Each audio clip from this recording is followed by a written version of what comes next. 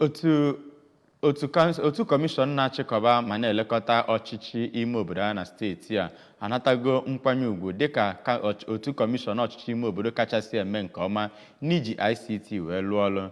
Mmemme inye onyinye nkwanye ugwu a bụ ụlọọrụ Bureau of Public Service Reform n'okpuru ụlọọrụ onye isi ala chịkọbara ya site na nkwado Nigeria Govtech Public Service Awards bụ ụlọọrụ na-afụ maka inye onyinye nkwanye ugwu maka ndị ọrụ oyibo dị iche iche. Ya bụ mmemme were ọnọdụ na International Convention Center Abuja. Ejike Abana ga-akọtọpụrụ gị akụkọ a.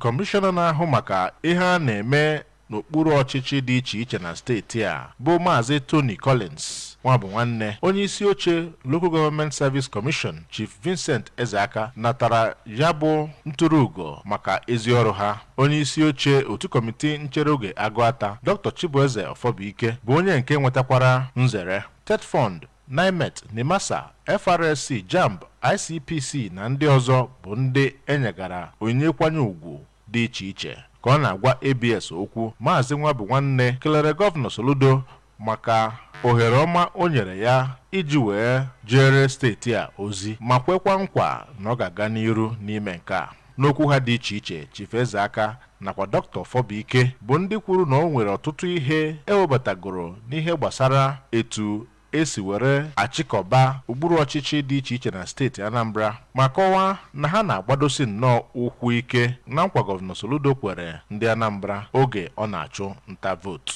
Na mbụ ka Director General Bureau of Public Service Reforms DI Arabi kwuru na mbọ gọọmenti President Tinubu na-agba bụ iji wee mee ka ọ dịrị mmadụ dum na mma. N'okwu ya, onye na-anọchite anya Ihiala Federal Constituency n'ụlọ omebe iwu etiti Dr. Pascal Agbodike toro ndị nwetara ya bụ onyinye nkwanye ugwu. Isiokwu nke ya bụ mmemme bụ Advancing Public Service Reforms Through Digital Transformation.